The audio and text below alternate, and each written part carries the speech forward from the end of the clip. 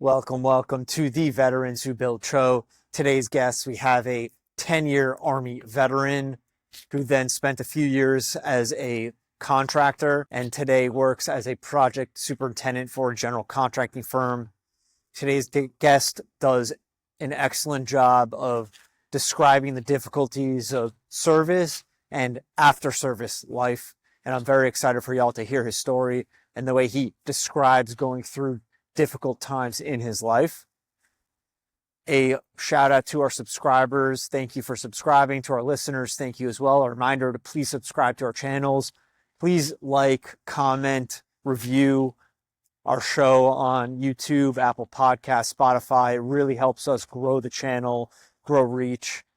Really appreciate y'all. Ladies and gentlemen, without further ado, please welcome Ryan Haase.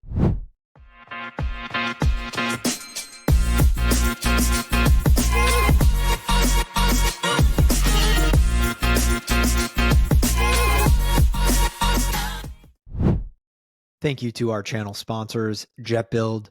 If you're looking for ways to better manage your real estate development and construction projects, look no further. Jet is the command center software for end-to-end real estate development and construction management. That's www.jet.build. Ryan, thank you for jumping on the show. How are you doing today? I'm doing good, man. Doing good. Awesome. Where are you calling in from? Where are you located? Calling in from down the street at my in-laws' house because I have got a bunch of little 8-year-olds running around my house right now, and there's no way I could have done this from my home office. Yeah, first of all, thank you for stepping out and getting in an environment to allow us to have the conversation. But then also, I'm going to do a shout out to the fact that you're a Data 5, which I was about to call out and plug in a moment, but that's what Ryan's referring to. So congratulations, man. It's an amazing accomplishment. It's a lot. Thank you. It is a lot of money. that too. Yeah, it's a lot of everything, right? All right, awesome. Let's give Ryan a formal introduction. Ryan served for 10 years of active duty in the capacity of military police, Army SRT School, and Army recruiter. Ryan served through 2 deployments to Iraq and 1 deployment to Afghanistan as a military contractor, civilian as a protective security specialist, and last but not least, served 2 years in Kuwait as a force protection officer. Today, Ryan is a project super at Spartan Contracting Corporation, and like I just mentioned, is a Data 5. All right, Ryan, like we all know, like the audience knows, we like to start our show in chronological order. So let's kick it off with childhood. Where did you grow up and what led you to serving? First of all, I can tell you, like I kind of always knew it was going to be, it was always going to be the military, and it was always going to be the Army. I just knew that kind of at a younger age.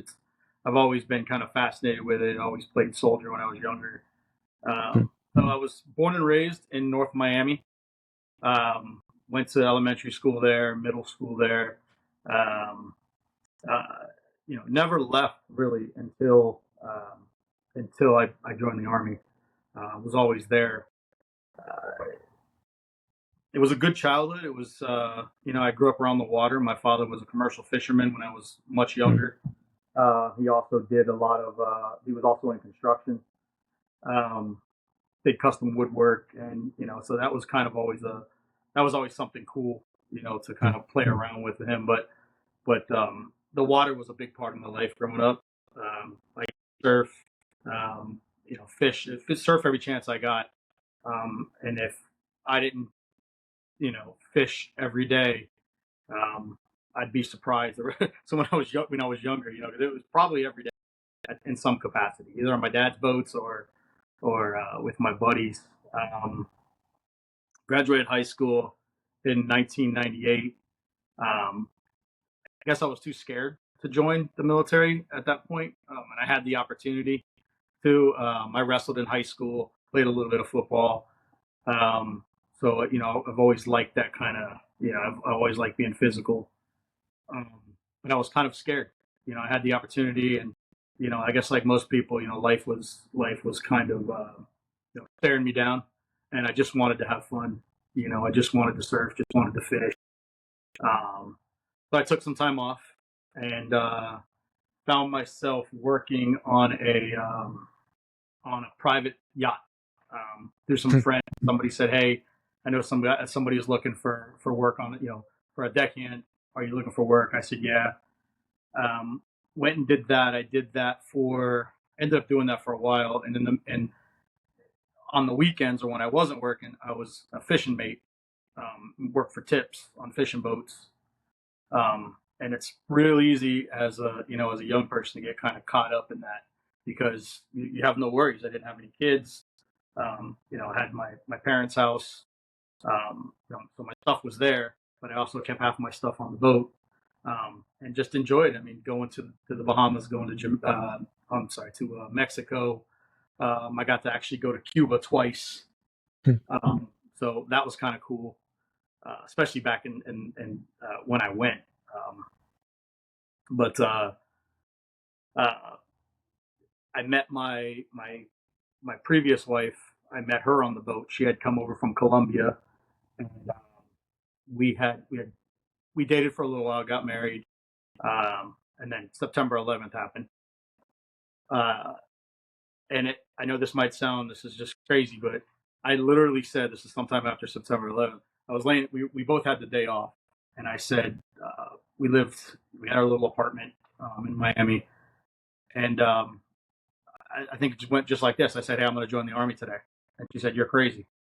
And I said, "I said I just feel like I should." And that day, I walked down to the recruiting station, took my little pre-ASVAB, did pretty good, and that was it. I just I decided to join. I had a lot of options available. Hey, Ron, Yeah. yeah, sorry. Before we continue, I was curious. As you mentioned, right, growing up in the Miami area, I don't think I hear that very often. I could obviously just be off sound as if I hear or know everything, right? Did you have people around you that were serving? I feel it's not so typical in a bigger city, right, to be joining. No, no, it's not actually. It's not. Right. And the crazy thing is, my parents are from there too. We've kind of thought as like so South Florida is we like to call it now. We like to call it Floridian. We're kind of Right. we're kind of the Caribbean, but it's Florida, and it's different. I thought I was pretty cultured. It doesn't matter what color your skin is, where everybody speaks a little bit of Spanish. So yeah, it was a good upbringing. You're right. You don't really hear about that too often. But it was a good life. It was a good life. Later on, and I could tell you some of the bad stuff I could probably go to jail for now, but we used to we used to take lobsters out of traps and go sell them for beer money. So that was kind of like the fun. That's what we did for fun. Yeah, so I just thought that was kind of interesting. Given your upbringing and environment, nonetheless, you still had that kind of desire to serve. So that's awesome. All right, yeah, sorry. So I cut you off when you were telling us. That pretty just insane, like unbelievable timing, right? 9/11 happened. You went to sign up, and continue, please. Yeah, so I think some of it was trying to impress my wife at the time because she's more educated than me. I just had a high school diploma. She had already had her degree when she came to the United States on a student visa. And I just wanted to just kind of be better, better for her, better for myself, but I kind of wanted to impress her. But I mean, I don't know about you or how old you were when it happened, but I'm 40. How old I think I'm 44 or 45. Okay. So I think I was 20 when I joined. I was 20 years old, 21 years old. And I was watching it on TV. I think like a lot of us were. We were watching it on TV. And we were thinking to ourselves, what can I do? I mean, a lot of us thought that. A lot of the people who joined thought the same thing. What could I do? There was one particular think it was CNN. I was watching CNN at the time. I remember watching some soldiers clearing a building, and they were going up. They might have even been Marines. I don't remember. But they were going up some stairs, clearing a building, and I said, I want to do that. So that was kind of, and like I said before, it was kind of always like my it was ingrained in me to join the military. Both of my grandfathers were. My father didn't. But like a lot of people who didn't, they always say, I was this close, I almost did. Right. Correct. That's the classic line. But that's interesting. Were you, yeah, right. Were you close with your grandparents? Both of my grandfathers, well, one of them passed before I was born. The other one, I was very little, but I have both of their pictures. One was a tanker and one was an infantryman. So I look back at their pictures that I have, and crazy how much I look like them. Yeah. That's funny. Yeah, but I mean, I'm sure that just seeing them in uniform, right, in pictures, I'm sure that has some influence, especially on a kid. Do you think that played in your thought process? Absolutely, yeah, absolutely. And like I said, my one grandfather Charles, his first name was Charles. He was infantry, and when I looked at him in that uniform, I kind of said, "Man, my mother used to tell me all the time, you look just like him," you know. So I used to think to myself, "Oh, that would be cool." I get to put that uniform on too, and yeah, I did. I think it did, but I think it was that one kind of news clip that I saw with those guys clearing going up the stairs, and I said, "What am I doing? Yeah. What am I doing? Yeah. I'm having a good time. I'm with my buddies. I fish all the time. I get to travel. But what am I doing?" And that was it. I mean, and I literally walked to the recruiting station that day and enlisted. Yeah.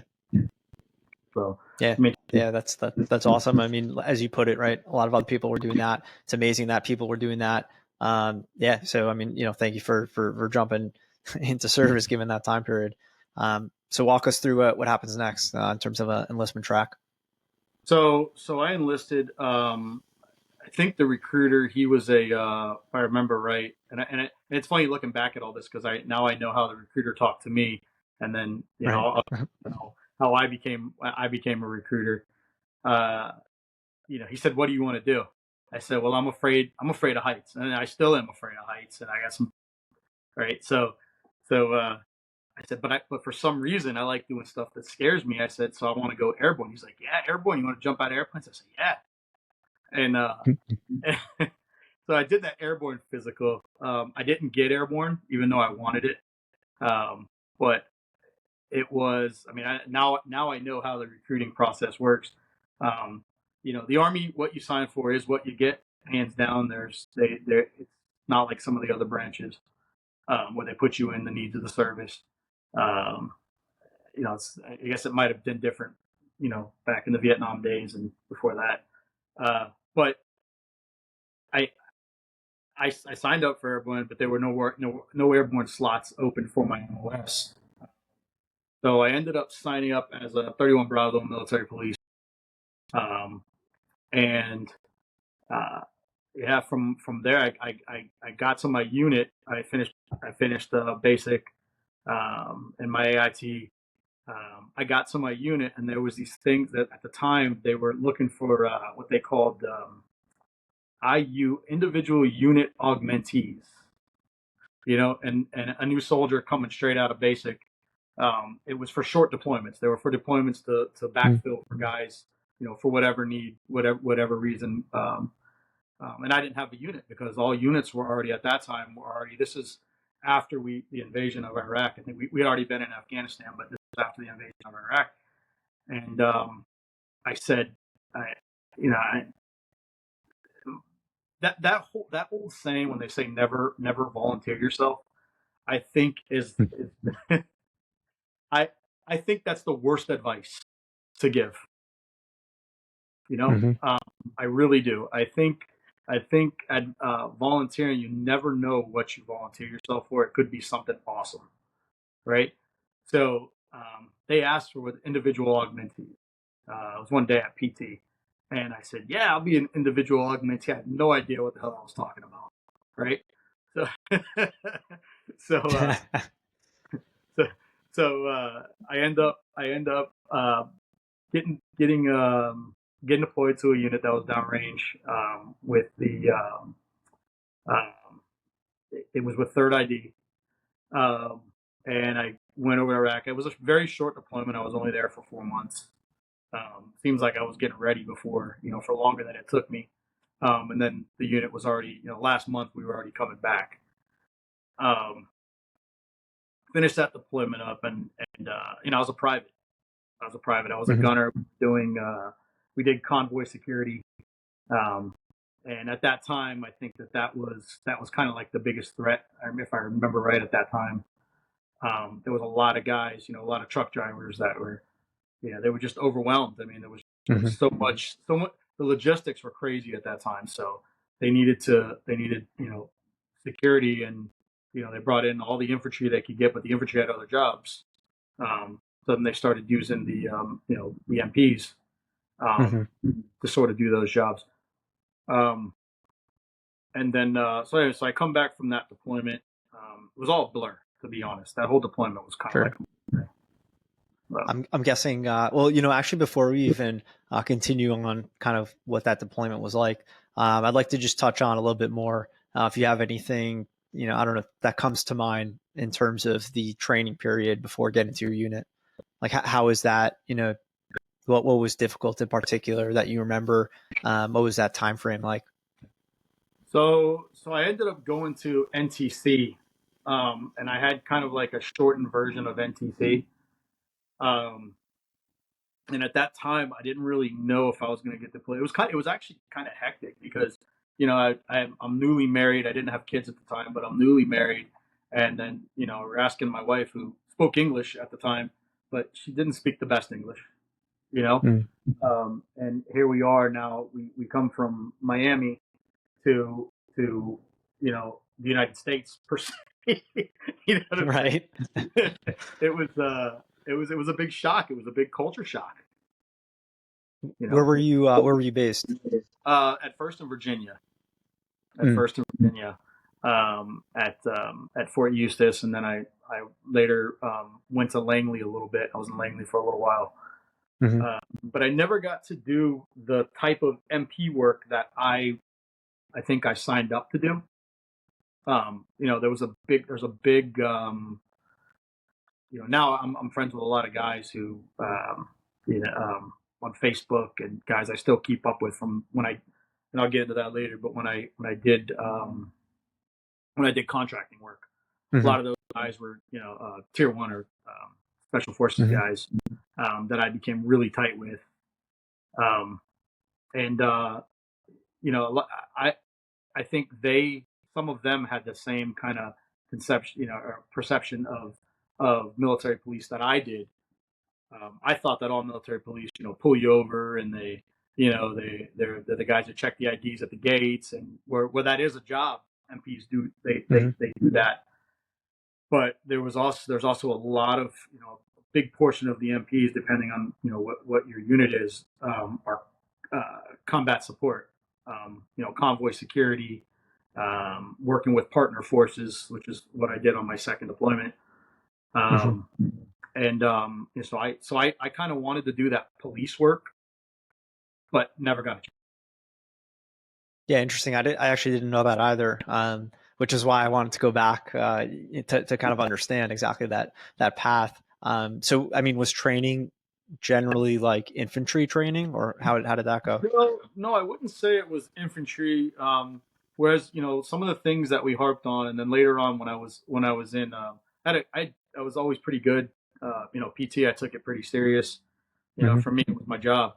I remember the guys in my unit always used to say, "We get paid to do this shit." We get. I don't know if I can say that. Sorry, but they. No, you're fine. All right, so they used to say, "Hey, we're getting paid to do this. We're getting paid Hmm. to. Well, we're getting paid to run. We're getting paid to make our bodies better." So that was always kind of, we used to do these unknown runs, which were great. So you start running, and maybe Monday you ran 3 miles, but now it's Wednesday and you're running, you hit that 3 mile mark, and you're like, oh, cool, we're almost done. I'm burning it off this last half mile, and then they keep going, and you're like, damn it, so, I mean, that's like the core of what it's all about, right? It's just not knowing when the beginning, middle, end is at all. And that's the psychology behind all of it. So yeah, it's a funny call out. Yeah, absolutely. and that relates to to civilian life, the civilian career field, to construction. I mean, you're going to get these curveballs thrown at you, and I always kind of expected the worst, and it never quite was that bad, you know. So that always helped. Yeah. Yeah, I think I'm not going to say. I mean, there's two different completely different jobs. I mean, I guess a lot of people know infantry and MPs or a cook, or they're all different in their aspects. We did a lot of room clearing, because that was the job of MPs at the time. I didn't really get into the meat and the potatoes of it until again they were asking for volunteers, and I said, hey, I want to go to hey, we're defense guys, the SRT school. Do you want to go? I said, yeah, I'll go to SRT school. It came down to a PT test. I did pretty well on the PT test, so I got my shot. SRT school was that's where we got into like dynamic entries, and actually working. I mean, we worked in, we did it so much that it was like second nature. And I wonder now sometimes, could I still do it like that? Probably not, because that if you don't do that all the time, it takes a while to get in sync, and but it was cool. I mean, I learned a lot. I learned a lot about the things that I just kind of watered down in a line unit. But then you start in it. Yeah, absolutely. So, just tracking in order here. So what I think I'm hearing, and, just obviously correct me if I'm wrong, or plug in any information if I miss it, is basically during training, right? When you volunteered, or rather, right, when you got to your unit, plus minus, when you volunteered, I forgot the acronym that you mentioned. What was it again? SRT? No, before that, sorry. Before your first deployment. Individual augmentee. Individual unit. Right. So basically when you volunteered to that, was that period essentially school to get you trained up for, doing what you did on your first deployment? Not really. The reason why I actually got to go is because I was a private, and they could, I could be a gunner. I'm not a team leader. I didn't have the stripes to be a team leader. I didn't have the experience. And the one of the crazy things was, these guys trained for a long time. I think NTC and active duty, if I remember, the second deployment was, you're looking at the better part of 6 months. Right. Right. Yeah. So I was just kind of. So that's right. So that's kind of why I was asking, because I was curious, if you're going through MP school and it's not typically, the type of training that one would get as infantry, as a gunner, as a whatever, how did that what was that transition like? Like, how did they just throw you in there? You just had to figure it out on the go, or was there any form of plugging that gap in knowledge? No, there was. I mean, some of the weapon systems that we used, like the Mark 19, that's an MP weapon system. The 249, the 240, 240 Bravos that we had. All those are all weapon systems that the MPs use, as well as pistols also. So I'd already had the training, and then NTC, you qualify before you go down range, all that stuff.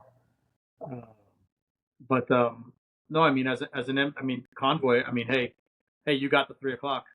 I mean, that was my amongst other things. I mean, I stirred a lot of stuff, if you know what I mean. as a Yeah, private. sure. Um, Yeah. Okay. Got it. That's cool. yeah. It's an interesting, sorry, track. I haven't, I haven't heard of that before. So I was just intrigued by kind of how that process went. Um, Yeah. okay. So we basically, got back from that first deployment, as you put it. It was a blur, which, I mean, fair enough, right? I mean, that's I'm sure very, very active few months several Yeah. years ago. So yeah, fair enough. So you get back, that's when, I guess, between first and second deployment, that's when you went to that SRT school. That's when I had the opportunity to go to SRT school. Mm-hmm. And the unit that I was placed in was not slated to deploy. I think there was like 18 months or something, like, because they had just gotten back. Mm-hmm. So they, let me back up just a little. One of the reasons why I Sure. did actually, because I was in a platoon that belonged to headquarters. And all we did were, we raked leaves and, we did PT like, normal job, but we rake leaves, we did that. So I was ready to go to a deployment. So when they asked for the Mm-hmm. individual augmentees, I said, yeah, I mean, better than doing this, Yeah. But yeah, so that unit wasn't slated to deploy. I think it was like 18 months, something like that. Later on, they later changed it, and they were using individual augmentees. So if you had done a 9-month deployment, they would say, "Hey, do you want to stay an extra 3 months? You'll get," and they were offering bonuses because it was kind of an Mm-hmm. interesting time in the Army. Um, but yeah, so I was supposed to deploy, but I'm in this unit. I've got orders for this unit. I was kind of thinking that I was going to leave and go somewhere else. At one point, they were talking about sending a lot of people to Fort Stewart, because they needed to slot more people. But the opportunity came up to go to recruiting school. At the time, Army was short on recruiters.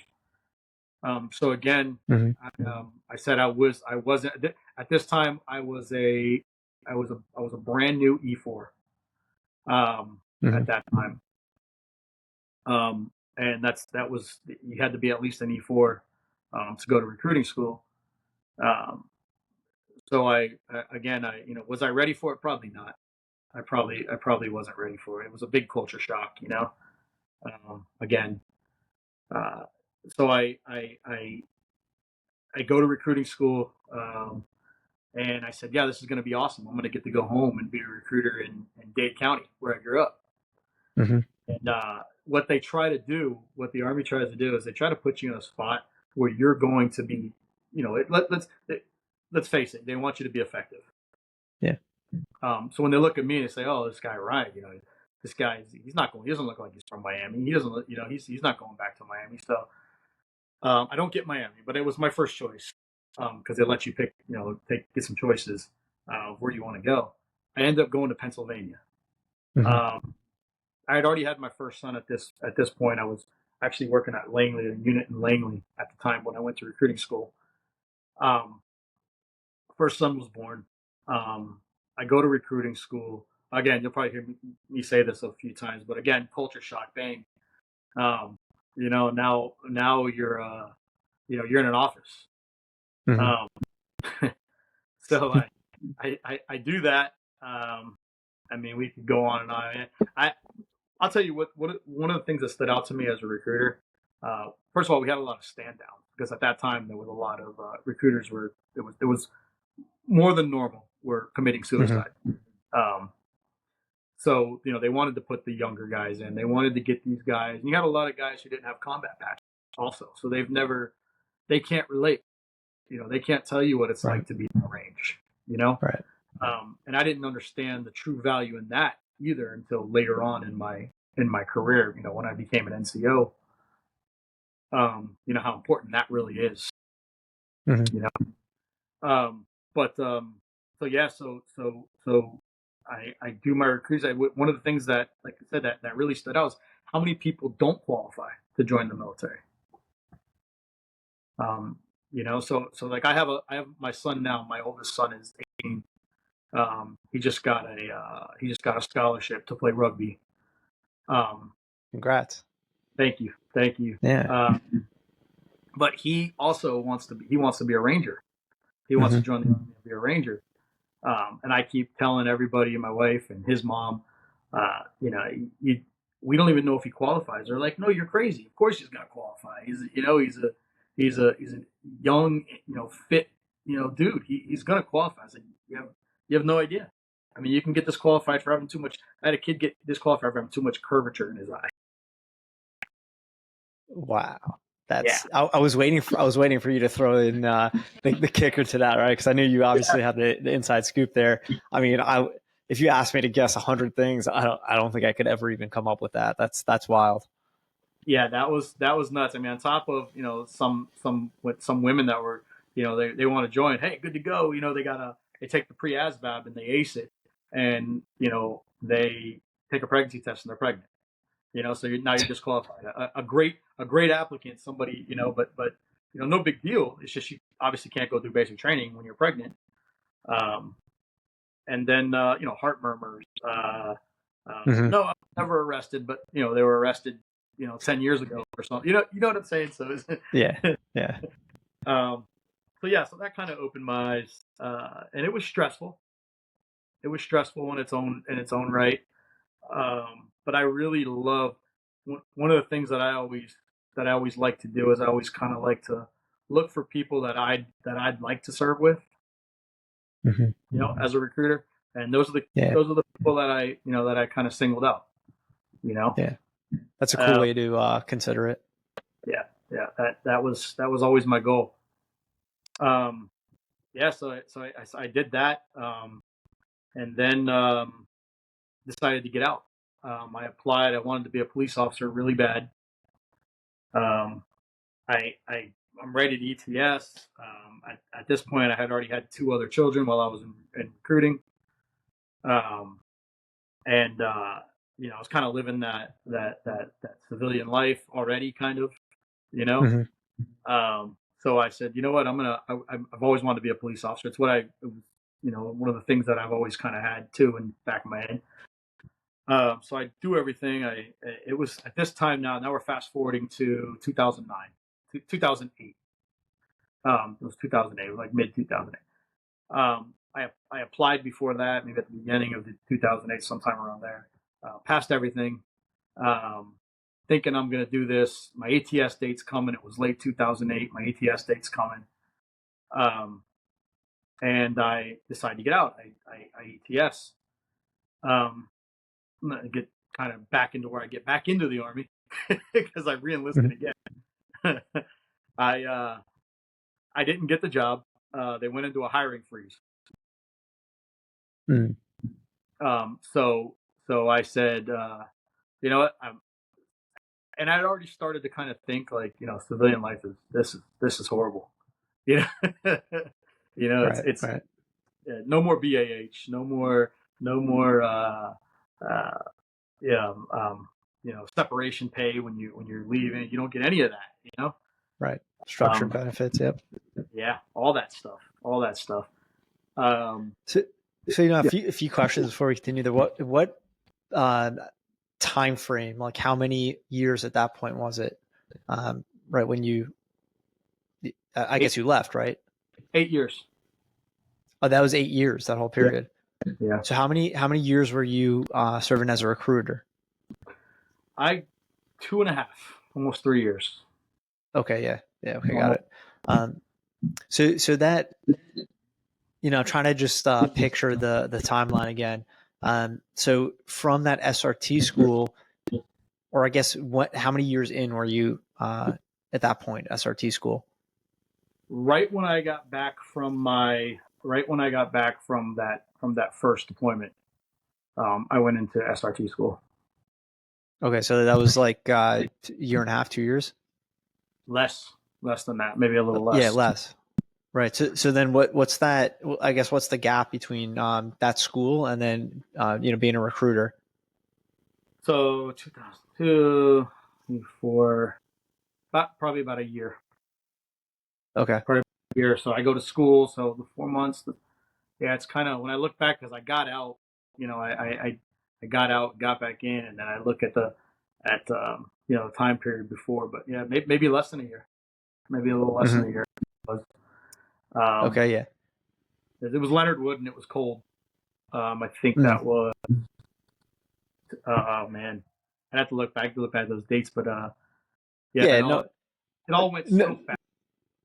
oh yeah, no worries on the exact dates. I was just trying to gauge like just the general kind of amount of time. I can't remember dates either at that point. So I'm with you there. All right, so you're finishing up. You did all the testing for becoming a police officer. They do the hiring freeze. But before we continue there, out of curiosity, are they? I guess in your experience, were they more receptive to someone coming from an MP background? I don't think so, because Interesting. because I can tell you how I did a really cool interview, and I was actually I was on my terminal leave when I did my interview, so I was technically still in, but my interview was really easy. He said, why do you want to work for Broward Sheriff's Office? I said, because of, when I was little, I used to like those. It was always a uniform thing, Mm-hmm. I think it's kind of been like that with the Army, like I said at the beginning too. But I couldn't think of anything. I thought of all the other questions, but I couldn't think of why I wanted to work for Broward Sheriff's Office other than, I just thought being a police officer would be a cool job. But real quickly, I said, because I like that white shirt and those green pants. I've always kind of thought that'd be, I could see myself wearing that uniform. And that was my interview. That seriously was my interview. The guy, the head guy, was kind of like a board, like the Army board. They were all sitting at a table, and the guy said, "I have nothing else." To the guy, or whatever the guy's Jim, or I don't know what his name was. He's like, "I got nothing else. You guys got anything else?" He said, "No, that does it for me." So, so I kind of moved on in the process there. But everything happened so fast up until that point. It all felt like, everything moved so fast. Right. From the deployment to the, to my SRT school, and thinking that the SRT school was going to get me somewhere other than Fort Eustis, Virginia, and it didn't. And then find myself in recruiting, and then say maybe I want to try something else. So I was out for, I think, a whopping 3 months. And then I said, I want to get back in. And my wife was like, I think one day she was like, just do it. I was like, all right, I'm just doing it. So I went back. I was still in the IR. No, I was. Yes, I was not in the IR. I think my IR time was done. So I re-enlist, same MOS, and get deployed immediately. So I went back to Iraq. At this point, I was an E5, and the game changes a little bit there, because now I actually have a role. It was a tough deployment. It really was, because that's when, like I was saying earlier, that's when I realized that MP doesn't mean military police. Yeah, it means multi-purpose. So so I get deployed. We were with an Iraqi military unit at that time, because this is, they had already started to form the government back. So we go to some place called, and I'm sure probably some of the listeners know where this place is. It was a place called Fob Falcon. I don't know if you know where that's at. But it was really a bunch of clay buildings that they had kind of made into a fob, a forward operating base. So we end up going there, and we were working with these Iraqi units daily. Did 72-hour patrols with them. Kind of trying to get them to kind of get out there, do their own patrols. We were just showing them, how to do their patrols. Not a whole lot to offer as far as, police, because I had no police experience. And you had asked, you said, did that help you get into transition, or did they like that? I don't think so. I don't think, because I learned nothing about law enforcement as an MP. Right. No, I think I didn't. Um, so yeah, so we were with these guys. They were actually what they call the Shurta Askariya, which were the Iraqi military police. Shurta Askariya was military police. And it took a while. It took a while. I mean, we lived with them. They lived, right next to our fob. We saw them every day. Our our first sergeant encouraged us to, hey man, go, go drink tea with them. Go, Yeah. when they eat, go eat with them. They're gonna trust you guys, especially the NCOs. They're gonna trust you guys a whole lot more. And that kind of took a while. That took a little while. But after a while, we just got really tight with these guys, and some of them got hurt. One of them, we lost one of them while we were over there. So that kind of hurt because you get close with these dudes, Right. But they gave me a nickname. They called me the mayor because, because I was so. First of all, I like to drink tea with those guys, and I liked it. I kind of liked the camaraderie, and I think a lot of us did. A lot of us did, but there was a lot of times when they didn't want to go to certain areas. We used to have to. Part of our patrol area was in Solder City, and nobody liked going to Solder City, because we didn't have any friends there really. And these guys, a lot of the Iraqi military police, they come from other parts of the country. These aren't guys that are from that area. And there's a reason for that. They don't want them to know their families and their they are Iraqi. They're there's their fellow countrymen, but so that was kind of fun. The relationships that we formed. But yeah, that was a tough one. Yeah, I mean, tell us about your kind of, I don't know, like day to day or month to month, however, micro or macro you want to be there on your mission set, right? So obviously you have to build a relationship with these people because we're going to be working with them in a capacity that you need to have a relationship with them. What beyond that? I mean, I can go into some pretty funny stories. A lot of guys got these crazy combat stories of, how you hear these, this happened or that happened.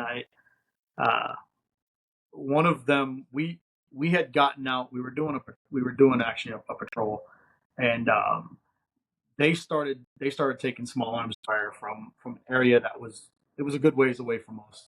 I want to say, short drive, long walk distance, but we could hear everything going on. So we didn't want to get directly involved, and we also didn't. We wanted to get involved to support them, but we didn't want to directly engage. So what we ended up doing was we ended up sort of setting up kind of like a position to have their back so they can fall back and be safe. So I got out of my we had MRAPs at that time. I decided to get out of my MRAP on the non-firing side because I was good. We kind of pulled up into the street. We could see where everything was going on. I decided to get out of my truck, and there's these handles on the top of the on the inside of the MRAP. And I used to get out. I mean, it was like muscle memory for me. I get out, I grab the handle, I take my step down. But for some reason, I still had my headset on. I had everything. I go to stand up, get out of the truck, and I just miss. Right, and it's already loud. I mean, I'm hearing every the talking on the radio, and we had air on station. They had just that was the last thing I remember actually was the air coming on station. They were telling us that they were there, and then we were setting up sort of a like they were gonna fall back to us. But yeah, so I went to go grab as I was listening to that, and that was it. I don't remember anything else. I ended up falling out of the truck, hitting my shoulder, and one of the at that I guess they had come back, or half of their unit had come back to us. So the next thing I remember, I see, I had some blood coming down because I busted my head. but I remember seeing a pair of pants. One was our color, and the other one was was the Iraqi color. Um, so when I opened my eyes, it was one of the guys that we had worked with, and he had he had this thing wrapped around my head, and he was kind of holding me, because I was like, what the heck went on? What the hell is going on? I had no idea what was going on, uh, and yeah, he actually ended up staying with me when I went back. He actually ended up staying that day because they had to they put some. I didn't get stitches. I had the liquid skin to kind of fix up my head, and my shoulder popped out of socket. Uh, but it was kind of cool because that dude, Ali was his name. Um, he actually was there. My unit was there also, but he actually stayed. So that was cool. And he was one of the guys that I used to walk with, and he would teach me Arabic when we were on patrols, and it was a good feeling, man. That was a cool kind of interaction.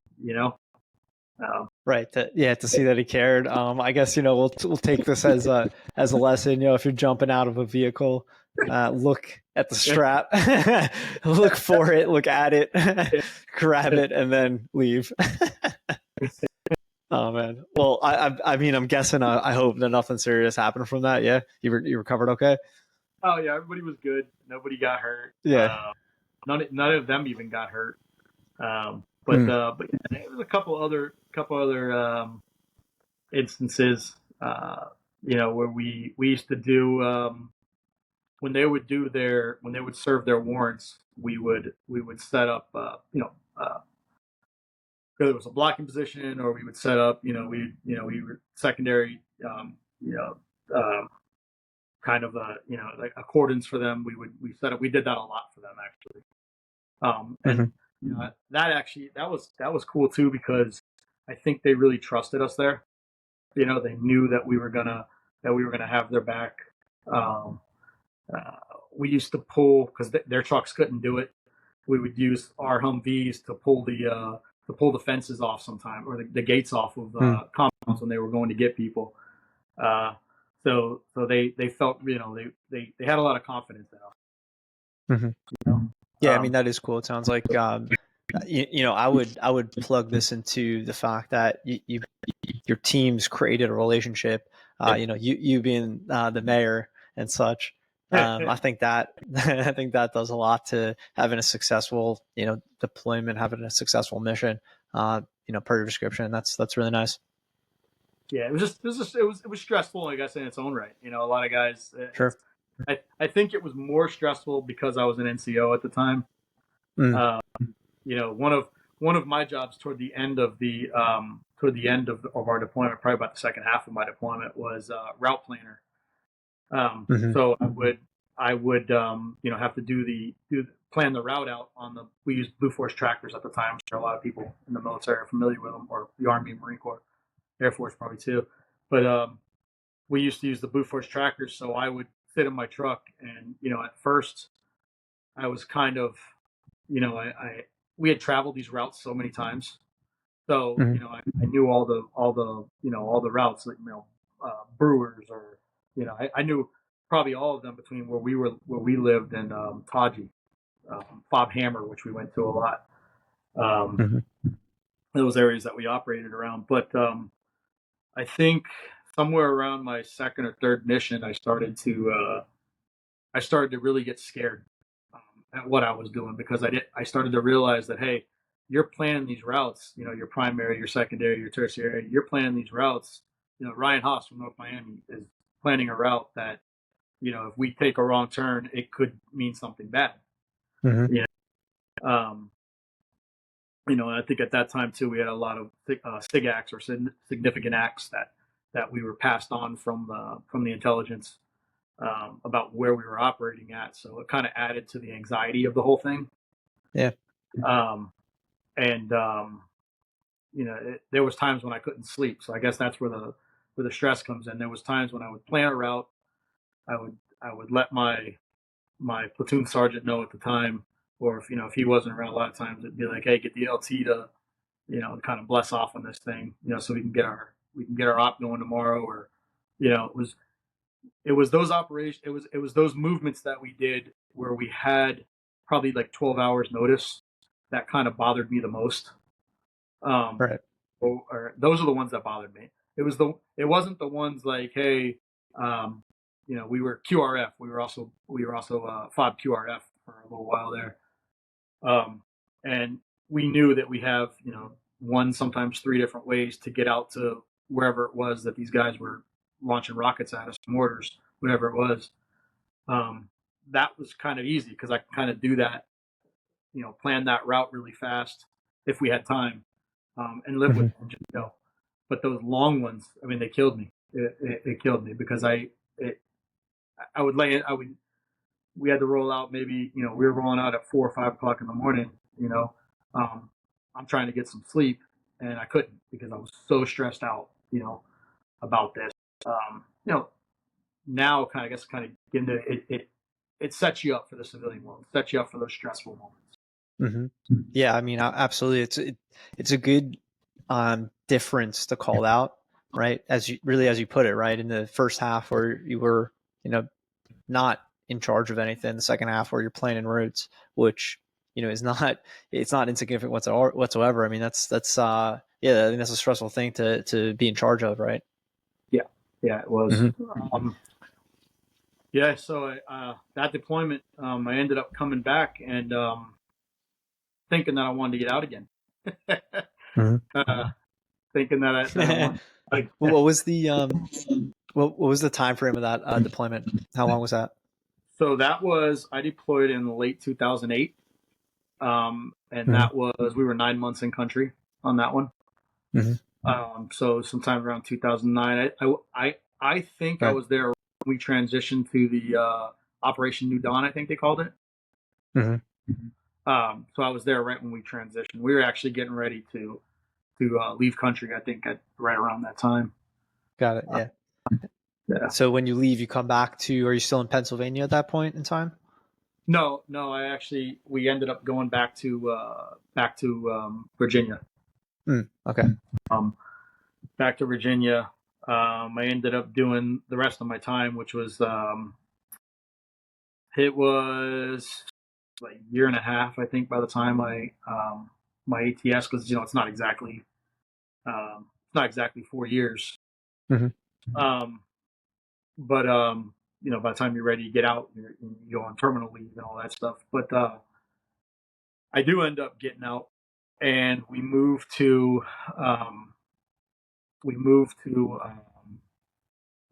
New Hampshire, because my brother-in-law at the time had a place in New Hampshire and he wasn't using it. And we're gonna this time we're gonna go ahead and we're gonna move back to Florida, and I'm just gonna go get a job. But I ended up joining the reserves, come back, and I ended up getting into the reserves just because I missed it so much. I missed it so much, and worked a job. I worked at a hospital, actually, in the mental health facility, and working with the patients, and it was an okay job. It wasn't, I was making less money. I was kind of feeling pretty down about myself, and a good year, probably about a good year there. My wife at the time was going through nursing school. Where was this? We had already moved back, so we spent in New Hampshire. We spent a little bit of time in New Hampshire, like 2 months, 3 months or something. Now we're back in Florida at this time. Okay, yeah. Where I worked at and this, okay, yeah, and this position that you're in now, it's full time. Full time as a civilian, yeah. But I'm also in the reserves, so I've got that 1 month, 2 weeks a year. That's okay, yeah. That's what I was asking about. Yeah, that's why I got confused. Okay, cool, yeah. Yeah, so I'm doing that. I lucked out. I got into a really a good military police unit that was it wasn't a cage kicker unit. They weren't the guys that work at Guantanamo. They weren't the base police. They were actually all augmentees.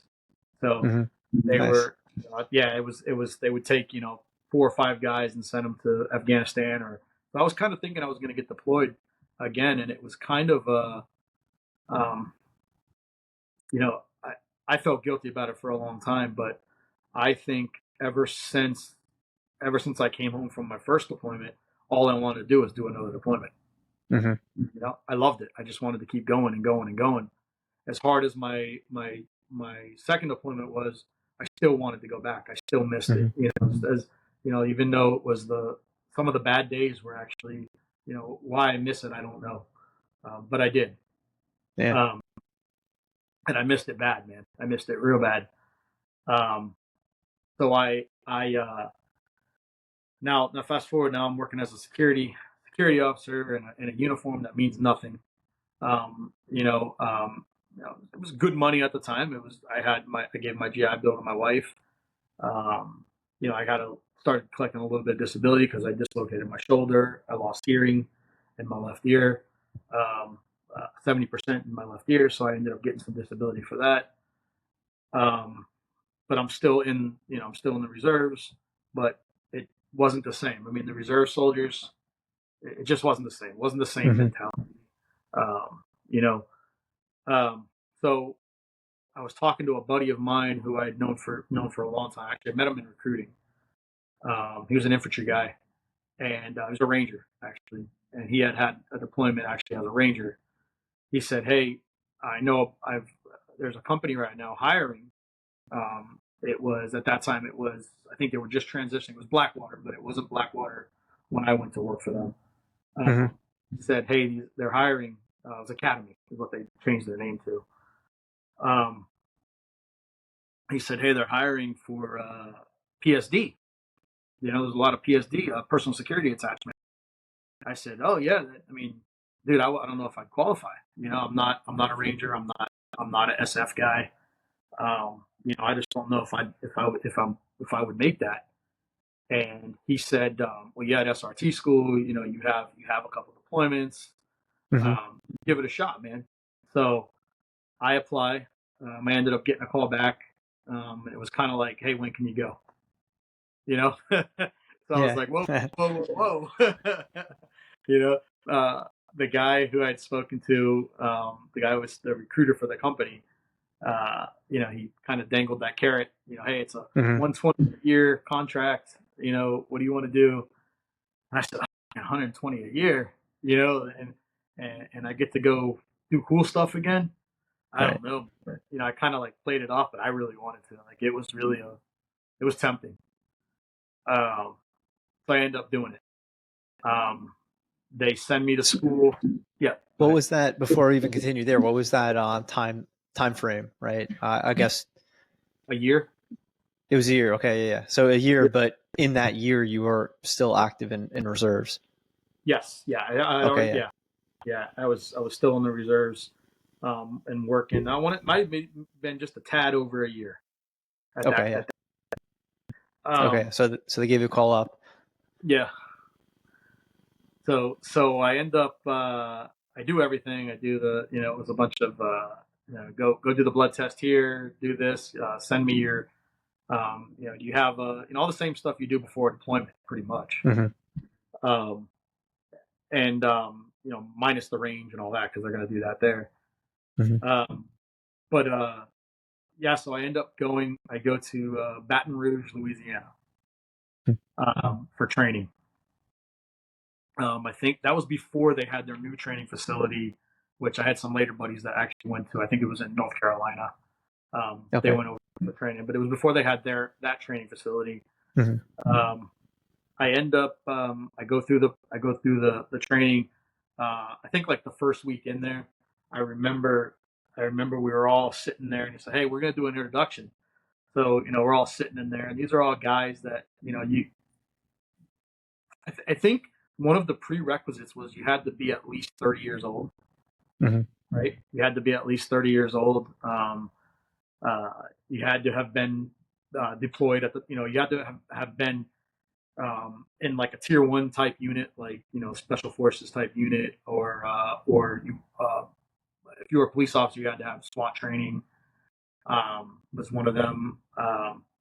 But so I had known the guys. I know my buddy that I was with, Keith, and he was a ranger. So everybody stands up and they're kind of telling what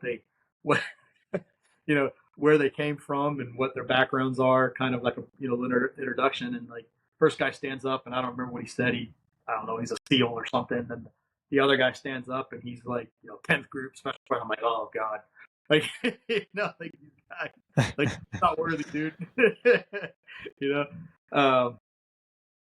So yeah, so that was pretty. So I do my part. I stand up, and I think it was one other guy like me, and then it was a bunch of SWAT team guys that had come from like it was 2 or 3 of them that were like Los Angeles SWAT, and they were like tight like this the whole time through training.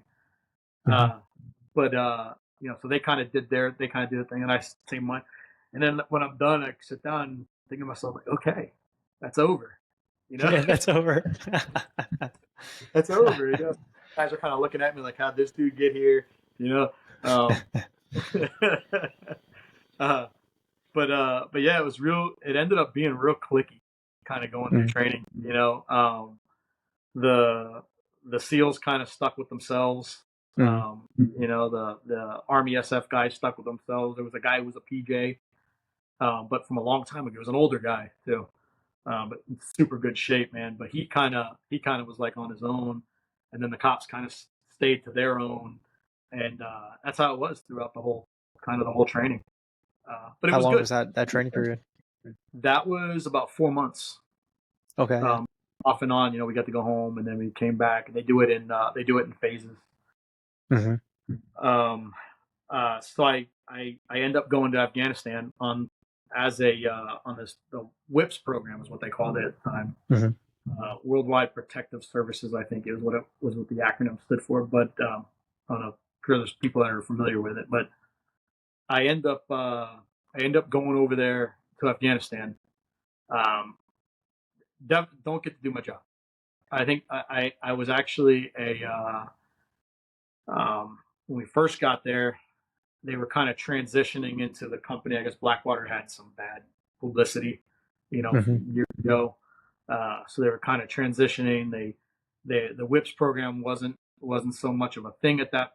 This is now we're looking at that was 2009, 10. I want to say around 2011 time frame, more or less, somewhere around there. So they started to kind of push us out to different. Some guys went out to different little cops out in Afghanistan, and then you kind of stuck with your team. I had a pretty good one. I lived where we lived. We had our own little compound, and it was interesting. We were allowed to grow beards. We nobody knew who we were. A lot of times we were plate carriers and T-shirts, and ball caps. So nobody really knew who we were. A lot of the guys tucked their pistols into the back of their pants. You know what I mean? It was kind of like the Wild Wild West. So why did you just say that you didn't get to do your job? What was that about? So I thought I was going to be doing PSD type stuff. I thought I was actually going to be like moving with a principal and doing all the stuff that we went through training to do, but we didn't. We ended up doing. We were part of the base QRF, which gave us a lot of downtime. And we were the first ones to we didn't have to go through all the stuff that the military had to go through. We didn't have all the side jobs. We didn't have to, walk around and pick up cigarette butts like the infantry guys were doing, waiting for their call. We were we just kind of did what we wanted, our own thing. So it was cool. I mean, it was high speed. I mean, we got to later on. We actually got really good. We got cool with the guys that lived on a little fob just outside of. It was actually an Afghan base. Shorebach was the name of it. And we actually ended up getting tight with some of the State Department guys. All the cool stuff that comes with the State Department. And then the kind of SF units that would move in and out of there. They let us go eat there. We'd go for barbecues there, and we did a little bit of we learned. We kind of cross trained with them. not really cross-check because we weren't showing them anything, but they kind of showed us some cool stuff. And yeah, it was cool. That was a fun time. How long of a period was that? I was there from there's an interesting read. So if you get a chance, read about it. Just to give you a time frame, when the Taliban decided to attack us one night, and it was actually called the attack on Leatherneck. If you get a chance later on, or any of the listeners get a chance to check out that story, it was absolutely hectic. It was absolutely hectic. One Marine was killed, and I think some TCNs. I think 2 TCNs were killed during that attack. Wow. We were there. We responded to the attack. So I was there during that. Altogether a little over a year. But I got to come home every 3.5 months. You can come home sooner, but I opted to come home every 3.5 months. Okay, yeah. So I understand the time frame, right? That's a year plus minus. You came back every 3.5 months. You just mentioned that attack on Leatherneck. So September 11th, that's obvious. 2012. Sorry. So, yeah. Okay. So, I mean, if you have any kind of, thoughts or memories on that scenario, welcome you to talk about that. Or if you want to touch on anything else in that year period, we'd love to hear it. Yeah. So I made some good friends over there. We actually ended up working with a British military unit, British infantry unit. They were kind of like so we had the Jordanians there with us, and I think anybody who's worked with the Jordanians, I mean, nothing bad. I mean, this is just they just weren't very professional. We would have to do these foot patrols. On the outside of the wire, we would do these foot patrols, and we had a village. They called it Widow Village. I forgot the name, what they would call it in Farsi, but Pashto. But it was a little area just outside, and they allowed the women and children of who lost their fathers. They would allow them to live there. So they set some times when all males have to be out of the village at a certain time. So the Afghan military wasn't, I think there were a lot of ways they were kind of they were rougher than the Iraqis. I think the Iraqis had more of a culture in their military. The Afghan unit, who we didn't really work with a whole lot. I mean, we kind of always knew where they were at because we didn't want them to mistake us for being bad guys. But we did actually work with them a little bit. But they decided to put this Jordanian unit. I guess they were Jordanian field artillery unit, and these guys were just. I mean, they were horrible. They were horrible. We'd be doing these foot patrols, and they'd be smoking cigarettes, talking loud, pulling out their cell phones, and, looking for videos, and you'd be like, "Hey, dude, what are you doing?" Yeah. When you're in that setting, I mean, I feel stressed just hearing that, man. It was very stressful. So, but they decided to use those guys because for some reason, I think they thought that the Jordanians would relate better to the Afghans had they come across them, but they didn't like each other. But so we ended up working with, when we were doing QRF, we ended up working with this British unit. Those guys I'm still friends with now. On Facebook, I actually had one of them come and stay with me. Nice. From the UK. Yeah, him and his wife and his 2 kids. But yeah, that I mean, man, we did everything. We did everything on that deployment. We actually responded. They had a tower overlooking a gate. It was a gate where they were bringing in. It was the goods, I think, for the TCNs. It was like all their stuff would come through, but it wasn't a busy gate. That's my point. They might have had a couple vehicles come through a day. And the Jordanians manned this tower. We got a call. We were on that side of Leatherneck at that time. We got a call that they were taking small arms fire. So of course, here we are. We race over there, and our SG, we get there. And they're getting. It was every once in a while. They were kind of shooting from over the berms to hear them. We get there, so I climb up the tower, and they had their machine gun set up up on the top. I'm thinking I'm gonna get up there and I'm gonna see this dude behind his gun. And I climb up on the inside. It's through these like Hescos. There's like Hescos around it, kind of, and then just like not even that tall. I'm gonna say it was probably 10, 15 feet above the ground, just enough to kind of have an angle on trucks coming through. And I climb up into this position, and I'm like, hey, I'm coming up. I'm yelling to the guy coming up. He's not shooting or anything, but they're shooting. I could hear the rounds. Ting tong ting. You could hear them coming up. So I'm climbing up, and I get to the ladder, and here's the guy. He's laying on the floor with his rifle. Wow. Yeah, he's laying on it, and I was like, "What are you doing, man? What are you?" And he said, "Shoot!" And I said, "Yeah, I know they're shooting. Shoot back. Find out where they're at." And some of my buddies kind of came up, and they're like, "What's he doing?" So yeah, that was we didn't want to work. Wow, with those man, guys. that's fucked up.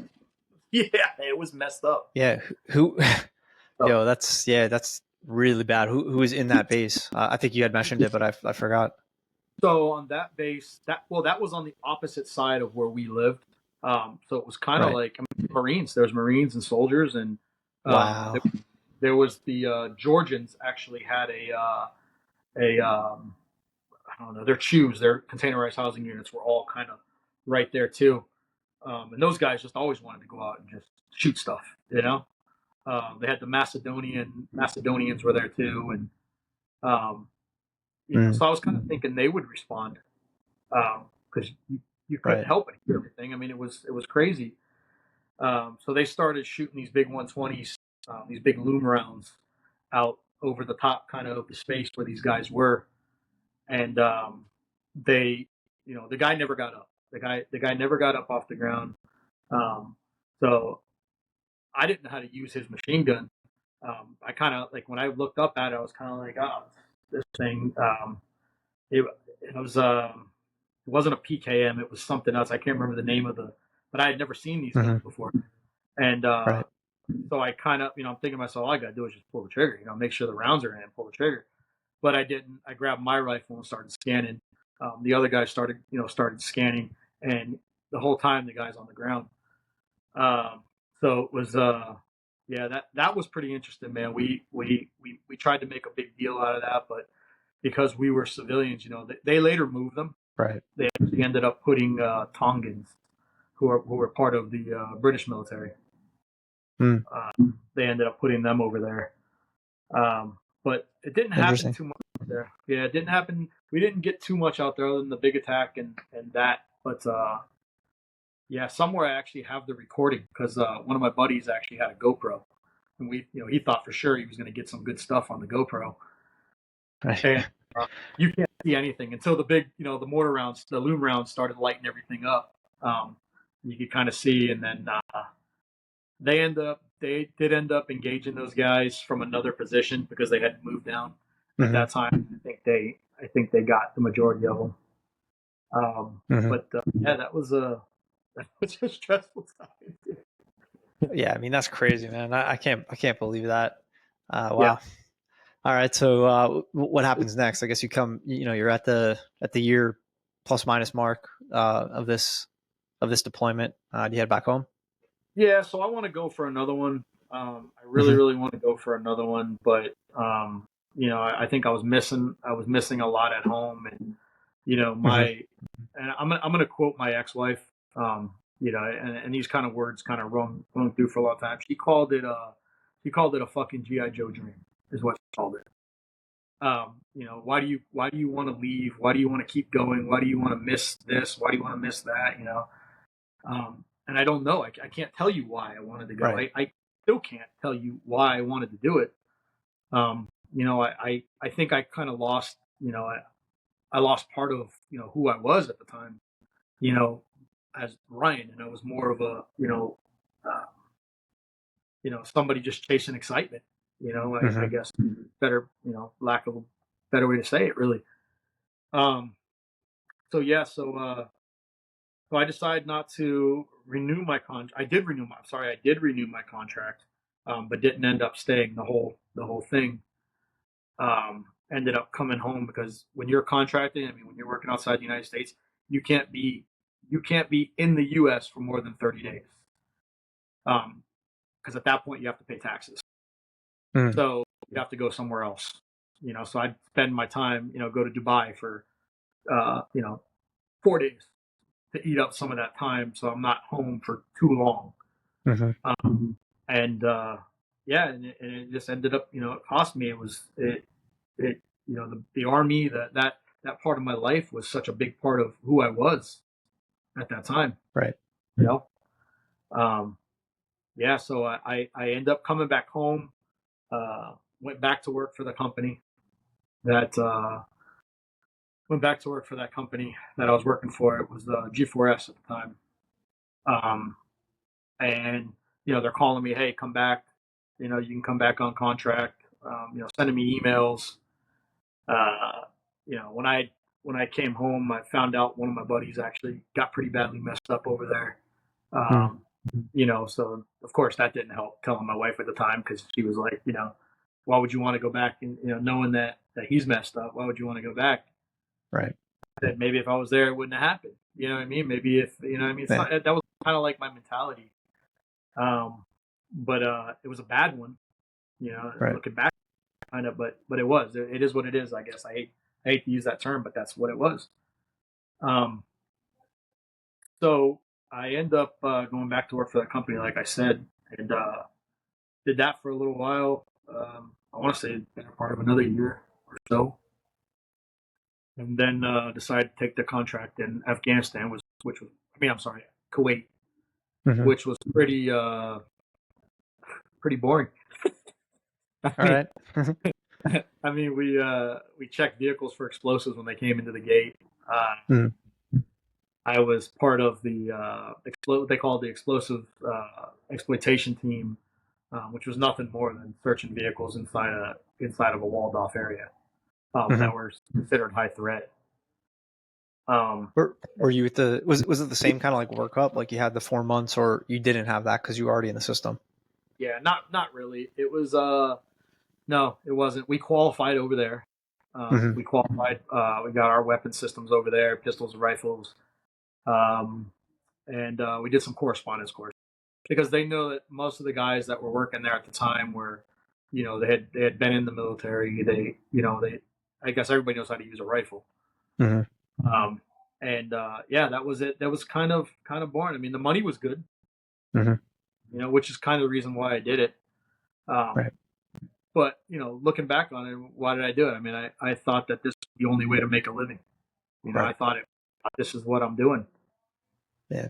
Yeah. You're in the system still. Yeah.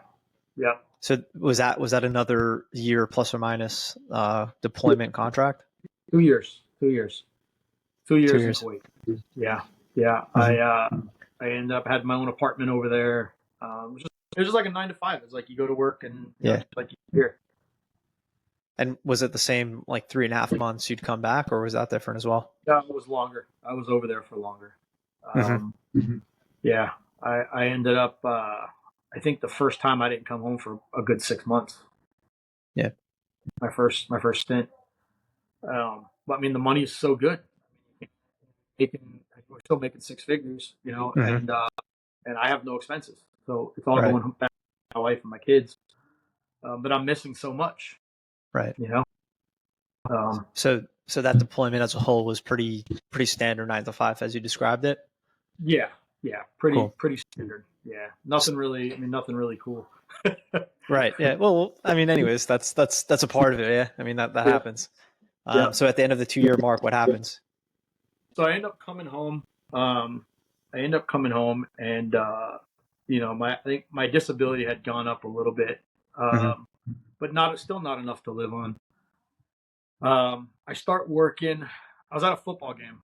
My son was playing football. My oldest one was playing football, and I speak Spanish, I've always spoken Spanish since I was growing up. I grew up with a lot of Cubans and Dominicans in my neighborhood.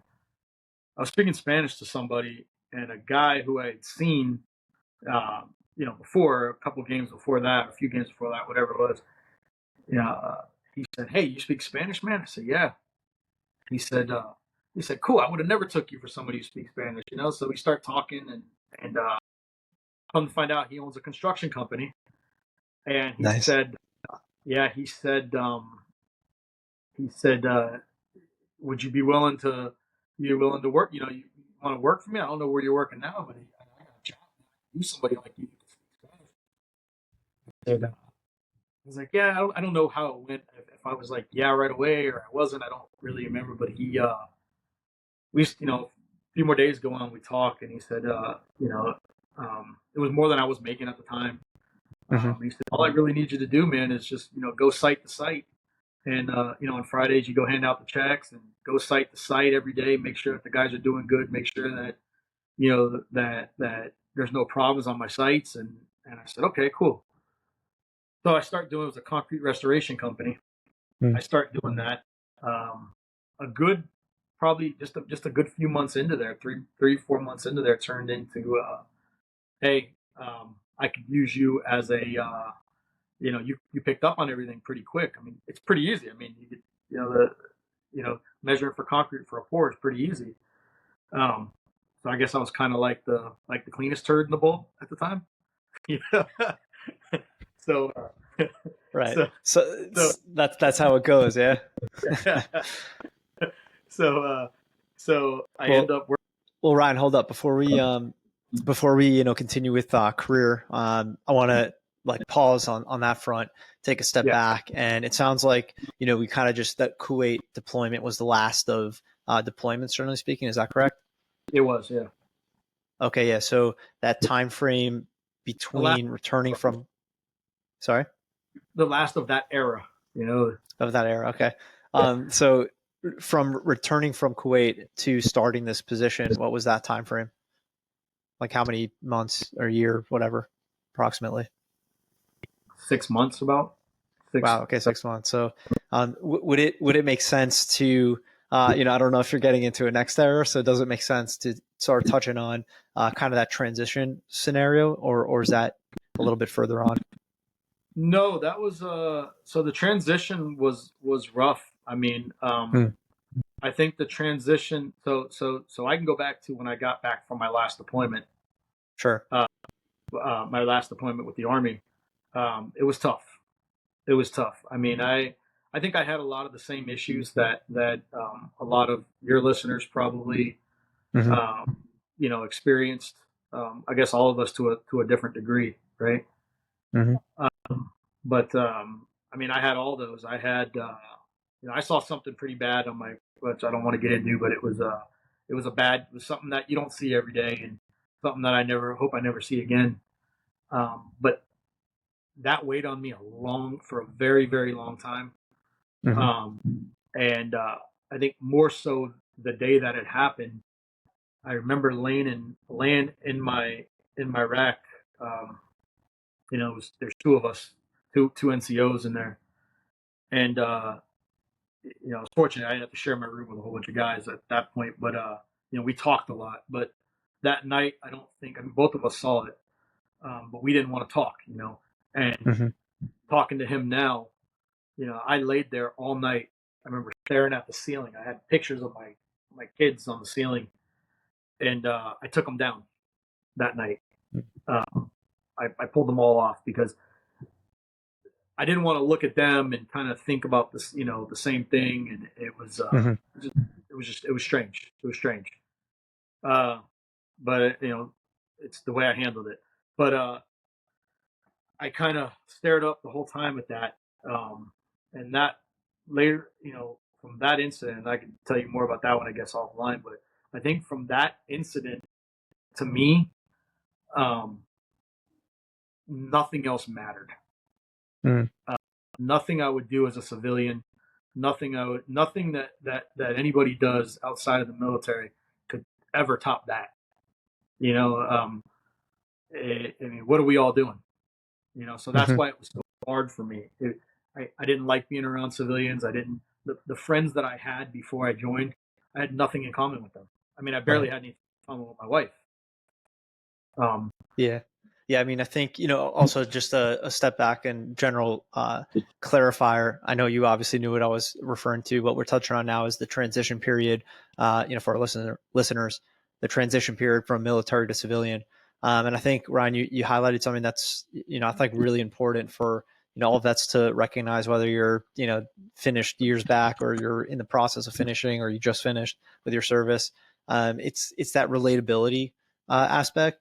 And you feel, which is of course a very valid feeling and real, right? I mean, you realize that your experiences of recently or of just years back, whatever time frame that may be, or for however that means for you, you realize that your experiences aren't relatable to whoever you're next to at work, at home, professional, personal, whatever, and it makes it really tough to kind of create relatability and not therefore feel alone, right? You have that sense of aloneness.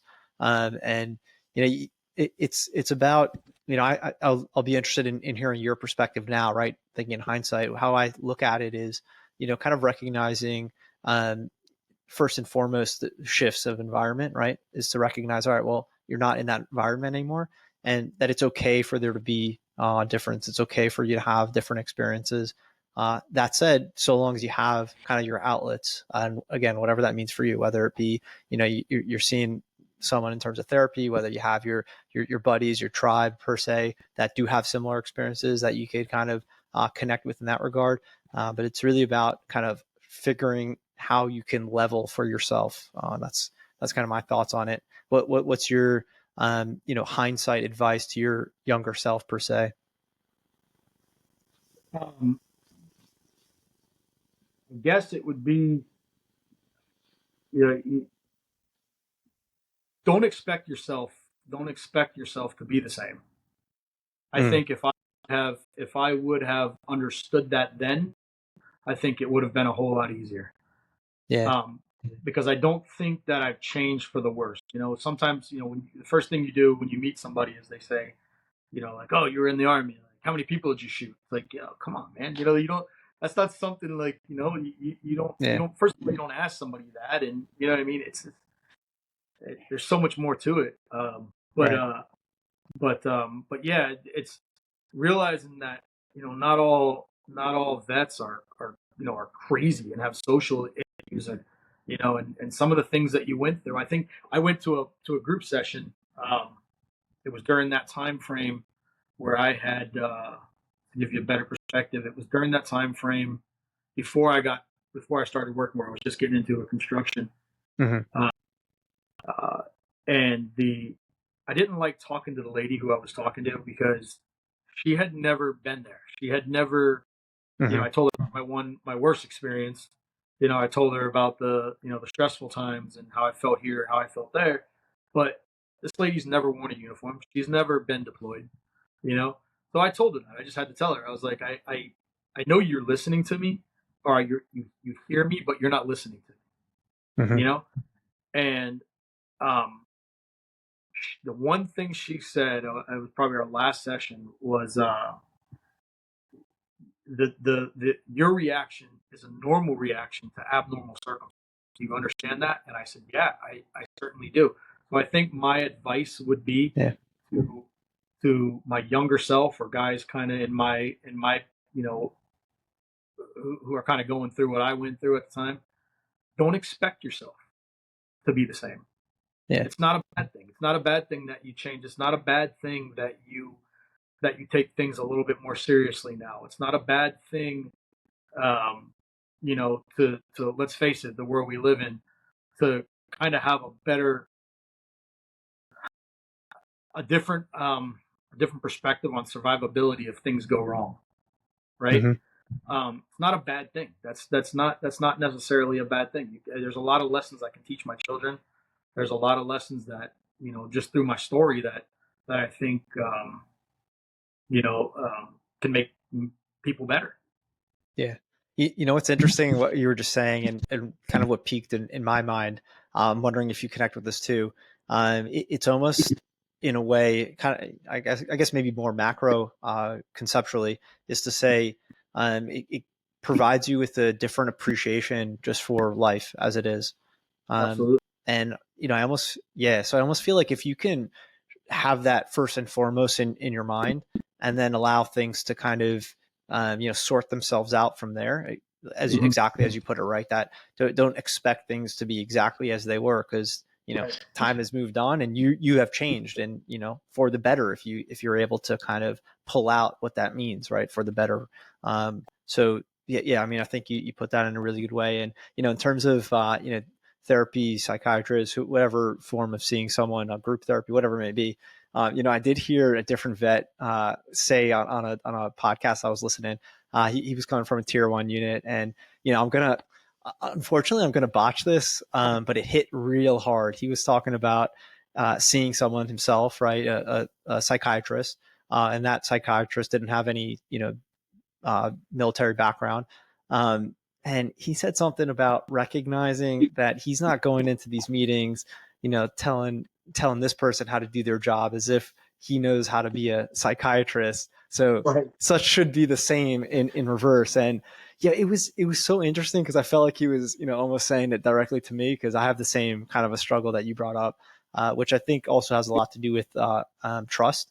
Right? If you didn't create such a strong bond because you didn't have that same similar extreme experiences, thus how can you have a trust in someone to kind of give you such insight, personal information?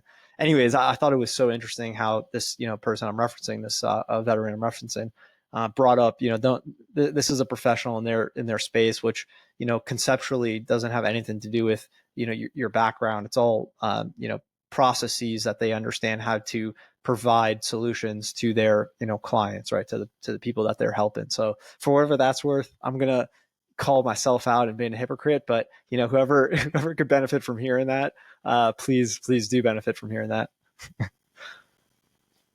So okay, yeah, so curious, you can still, as we continue in your story, right, bring up if anything comes to mind as it relates to that transition. I do think you already gave some really valuable points, and also valuable insight into your own experience. So thank you.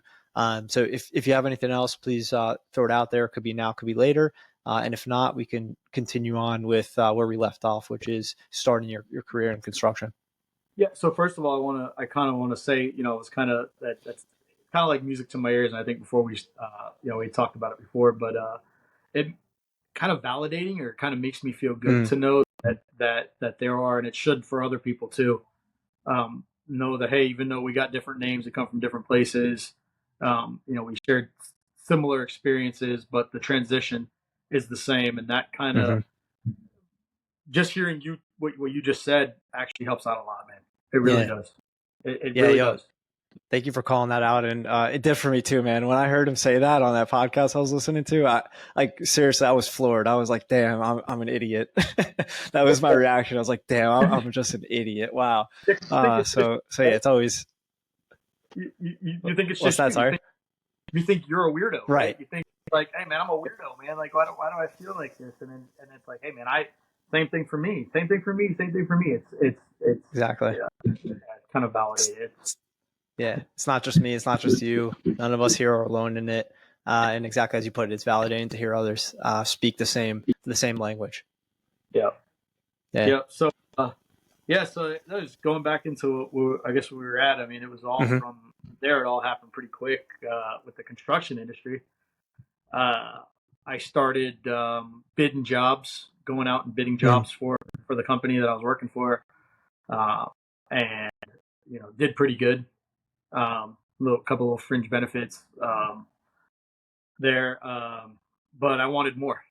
I wanted to get into, I like construction. I mean, so construction for me was kind of, I wake up every day now. I mean, maybe because I'm with an awesome company, with an owner that truly cares. You know what I mean? And I think so. So leadership, right? I remember when I went through PLDC, Primary Leadership Development course in the Army. I remember hearing the definition, which you never think of. You think, oh, leader, right? Leadership. Leader, like, what's a leader? Leader is that guy that says, hey, forward, or, you know what I mean? Or, hey, do this, or, it's that dictator, which is kind of like a leadership style, I guess. But the definition of a leader is, and this helped me a lot on my deployment to Iraq, also working with the partner forces. But a leader is somebody who can get others, who has a vision, right, and knows what has to be done, and he can get others to fall in line and sort of accomplish that same. So you take some ownership in what we're doing. And I'm fortunate now to work for a company where the upper portion of the company actually, they provide good leadership. They provide a good vision. And a lot of guys, I've bought into it. I know a lot of other guys have bought into it. Not to sound like a homer for my team, but, No, that's great, man. Yeah, it's definitely where I was. So I wanted to do more, doing concrete restoration, and concrete was, it's, I can't say I've done it all, but I did a lot of it. I did, but I wanted to do more. I wanted to be a superintendent. I wanted to, I wanted to be that badass superintendent. I wanted to be that guy on the job, to bring it from nothing to something. Yeah, man, that's an awesome role. And love hearing that progression in it, right? Like especially how it started, right? I mean, that's a pretty awesome thing. Yeah.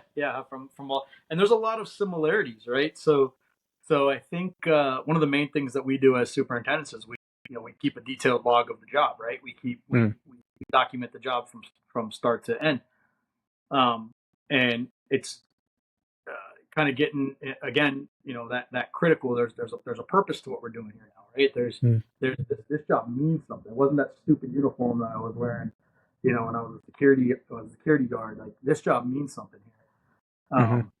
We document from like I said, from the beginning to the end. And the world that we live in, let's face it, it's, what's the word, litigious, right? Everybody's looking to throw the blame on somebody else. Everybody. Yep. Right? So you have to make sure all your I's are dotted, your T's are crossed, and I think that my military service has kind of led me, to that, to kind of understand that, and understand, to take my role serious, my job serious. Oh yeah, absolutely. I mean, and to just plug in what you're kind of getting at there is translatable skills, military to profession. And I really couldn't agree more, man. It's about documenting things. It's about being, responsible for things. It's making sure that you're documenting things so you're also protected in your projects. So yeah, that's really great. Relatable and translatable skills. Yeah, absolutely. And working with the different different personalities, right? Like, so these guys don't speak, a lot of them don't speak English, or if they do, it's it's just a little bit, but kind of providing that leadership to those guys, showing them your vision. Hey, they know, like, I want my floors to be clean all the time. I don't want to step on a nail. I don't want the scissor lift to roll over, hit a piece of, something, tip over, so I'm kind of big on that one. That's kind of like, but they kind of see my vision. They see where I'm going, and then they fall in line. So yeah, I mean, we think back in your story, right? You're working with, Iraqis, Afghanistan teams, Jordanian teams, unfortunately, per your stories, and then come into what you're talking about now on the job site. I mean, it's the same kind of a dynamic where you're working with people from different backgrounds with different languages. I mean, you in particular have that unique plug, right, where you can communicate with at least some of them, right? So I mean, that's just a side piece I'm giving you kudos for. But nonetheless, I mean, you're working with different types of people, exactly as you put it. So that's a very important translatable skill that we see in, I mean, pretty much, I would think, really any job site, in the U.S., anywhere, maybe even. Yeah, it's the lack of monotony and what we do. There's always going to be a problem. There's always going to be. I sort of go into it the same approach that I did, with my service. I mean, things are going to go wrong today. Yeah. all like it's like a big equation. You know, how are we gonna get to the right sum here? You know, Absolutely. Yeah. How are you going to adapt and solve in the best way that you can with you know what you have in that moment? Yeah, absolutely. All right, man. I want to give you a plug for a career win, and that could be singular, it could be plural, and whatever that means for you. Career win. Oh boy. Kind of I'm a backwards planner. Mm-hmm. So I like to look at where I got to be and kind of work backwards from there. Career win would probably be so you're talking about a particular event. I mean, it could be like a general accomplishment. It could be a specific event. Really, just whatever kind of like stands out that you want to. You know, I want to give you the floor to talk about. You know, just something you're proud of, essentially. I already have one for you. If you don't. Oh well, I got one. I got one job that I'm pretty proud of. Oh yeah. We did a nuclear power plant, a training. Wow. And when you talk about I mean, it was everything a construction site is as far as safety goes. Mm-hmm. Times 10. Wow. So, yeah. So that was a good one to finish. So I think that was kind of my career win. Oh hell yeah. A lot of hours and a lot of logistics and again, it's not all me, man. I had a good team. You know, the company that I work for really backed me up. The project manager, all the way up to my direct supervisor. But yeah, that would be it. Yeah, I mean, yo, that's amazing. How long did that take? What was that like? Give us some insight there. That's pretty incredible. So that was a big job. I want to say it was like $1.5 million. Good sized job. And what we were building was the controls we were building a room for the simulator for the concept of the controls in the future. Yeah, wild. Just really cool. I mean, I can't show pictures. We weren't allowed to take pictures in there. It was just cool. It was a lot of safety. I mean, they took safety to the next level. Right. Wow. That's awesome, man. That's really cool. Awesome. So, closing out our discussion today, as you know, we like to hit on 2 last topics, and that'll be wellness practice and books you'd like to recommend to the audience. So my wellness practice is fishing every chance I get. Oh yeah. I love the fish. It's something I never get enough of. And then when I can't fish, I love taking walks with my wife. Nice. That's awesome. Yeah.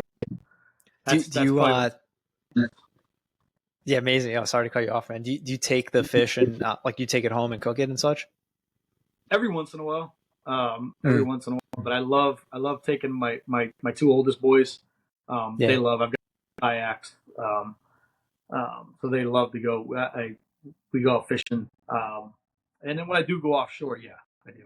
Not enough though. Definitely don't do enough of it. I mean, yo, you're busy. You have a lot of kids, right? That's not easy to take the time to do that. So, and also, walking, underrated thing. You know, I've always found that it's very calming, clears the mind, kind of, you know, sets a different tone after you just take a walk. And it's obviously just an easy thing to do, right? You could just step out your door, walk around your house, walk around your, job site, your office, whatever. That's awesome. Yeah.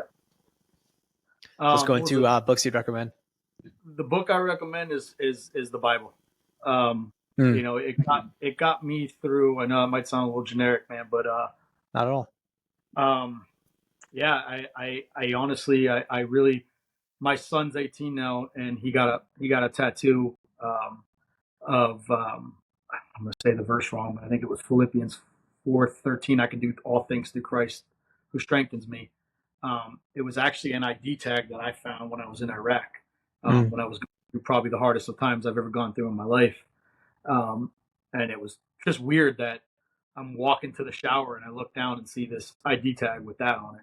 You know, I mean, say what you want. I mean, so anyways, there's a lot of comfort there. I think that it can get us through a lot of the hardest times in our lives, and even the good, you know, the better times in our lives.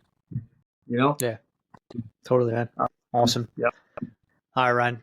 Thank you so much, man, for joining us today. Thank you for sharing your story, for those awesome insights, for taking a break from all the kids, walking down the block to get on today. I really appreciate you, man. Thank you. Thank you, man. Thank you. Yeah, It's a pleasure. Hell yeah. To our subscribers, thank you for subscribing. To our listeners, thank you for listening. A reminder to please subscribe to our channels, YouTube, Apple Podcast, and Spotify. A quick shout out to our sponsors, Jet.build, and we will see you all soon. Take care. Thank you to our channel sponsors, Jet.build. If you're looking for ways to better manage your real estate development and construction projects, look no further. Jet is the command center software for end-to-end real estate development and construction management. That's www.jet.build.